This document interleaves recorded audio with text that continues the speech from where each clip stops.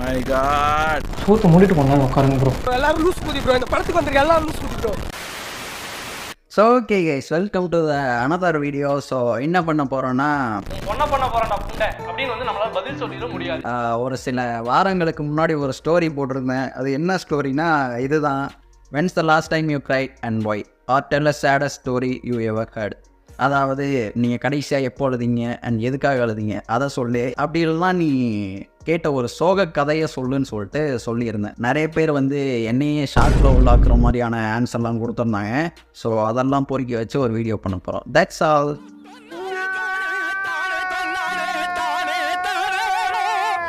First வந்து Manoj PM மாவோக். After வாட்சிங் the movie breath.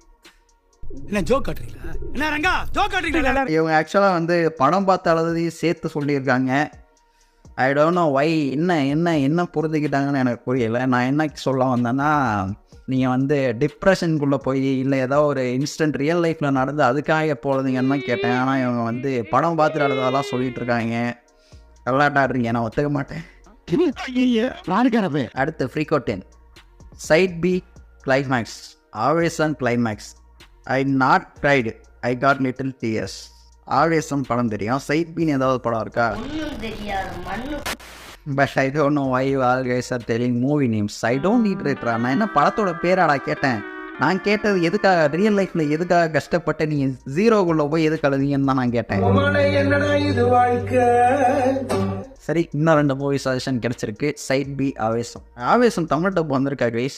அப்படியே டெலகிராம் லிங்க் கிடச்சா எனக்கு ஷேர் பண்ணுங்க. என்ன பழக்கம் இது? வாட்சிங் சாட்டிவஸ் லேட்டஸ்ட் வீடியோ ஆட் கத்தி மூவி சாட் பிஜிஎம். என்ன பிஜிஎம்லாம் கேட்டு வாங்குறீங்க? சாட்டிவஸ் வந்து அவனோட 50வது வீடியோக்கு ஒரு வீடியோ போட்டிருப்பான்.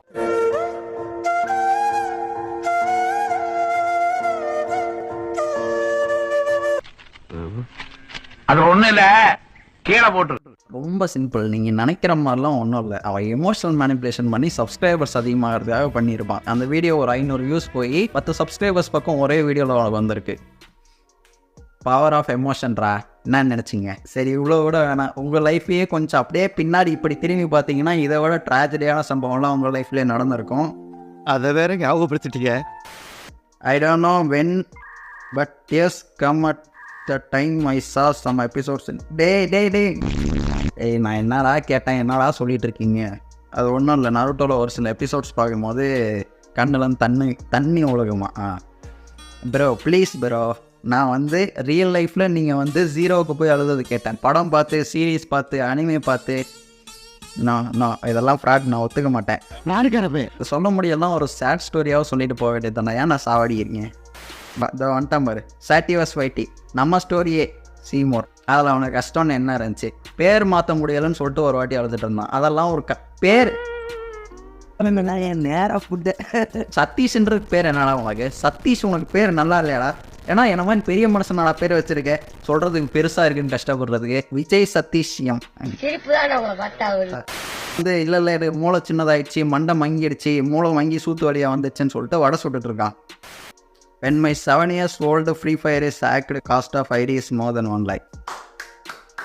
எல்லாரும் படம் பார்த்துட்டு, அனிமே பார்த்துட்டு, சீரீஸ் பார்த்துருக்காத சொன்னீங்கல்ல. பாவம், ஒரே ஒரு மனுஷன் தான் வந்து அவரோட ரியல் லைஃப்பில் அதை பற்றி சொல்லியிருக்காரு. எனக்கு இந்த ஃப்ரீ ஃபயர்லாம் எனக்கு இதை பற்றி சுத்தமாக தெரியாது. ஸோ அதனால் அன்ரிலேட்டபிள் பட் ஸ்டில் அப்ரிஷியேட்டபிள்.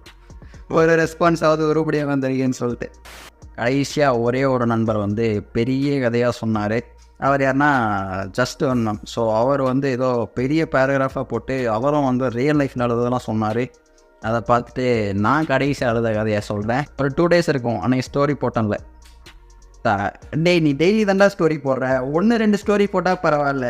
ஸ்டோரியில் ஸ்டாம் பண்ணிகிட்டு இருக்கான், மாற்றி ட்ரெயின் ஓட்டிகிட்டு இருக்கான். நீ எக்ஸாம் ப்ரிப்பேர் பண்ணுறேன்னு சொன்னால.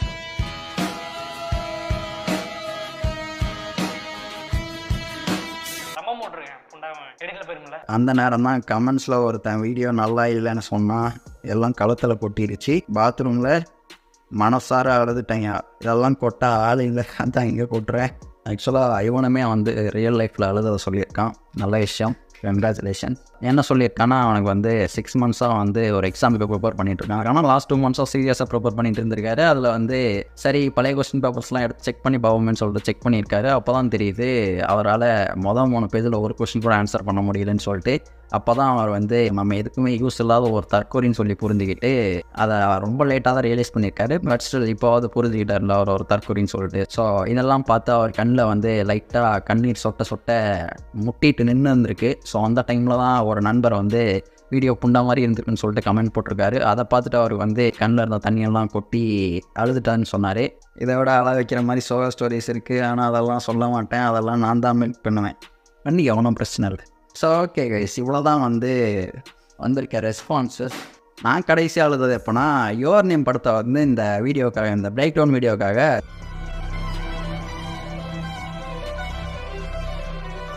நீ தான் சொன்ன இருக்க கொண்ட படத்தோட ஸ்டோரியெல்லாம் சொல்லக்கூடாதுன்னு சொல்லிட்டு அப்படின்னு கேட்டிங்கன்னா, நான் கடைசியாக படத்தை தாண்டி நான் ரியல் லைஃப்பில் வந்து அழுதது எப்போனா I think I am 11th standard.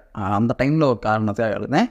And ஸ்டோரியில் மென்ஷன் பண்ணியிருந்த மாதிரியே அதை உங்களுக்கு சொல்ல பிடிக்கலாம். ஒரு சேட் ஸ்டோரி சொல்லணும், எனக்கு அதை சொல்ல விருப்பம் இல்லை.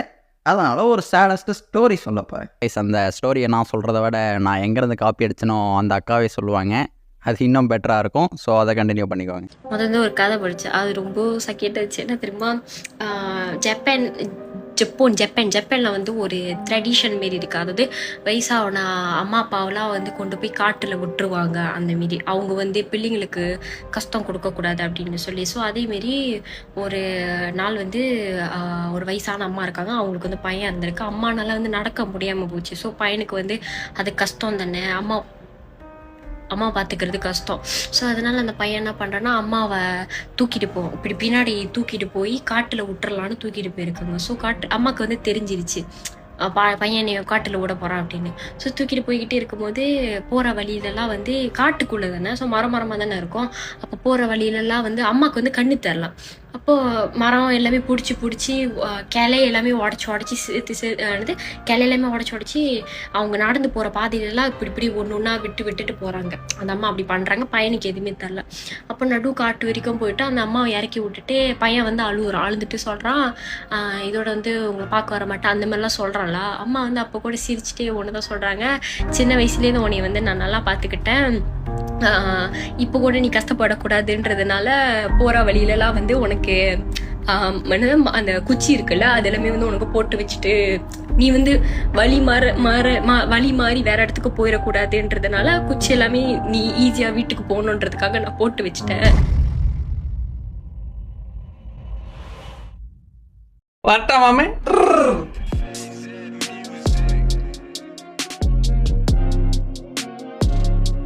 இப்போ நீங்கள் ஃபேஸ் பண்ணிட்டு இருக்க கஷ்டத்தை விட கண்டிப்பாக லைஃப்பில் வேறு ஒரு இடத்துல உங்களோட பாஸ்ட்டில் ஒரு பெரிய பெயின் இருந்திருக்கும்.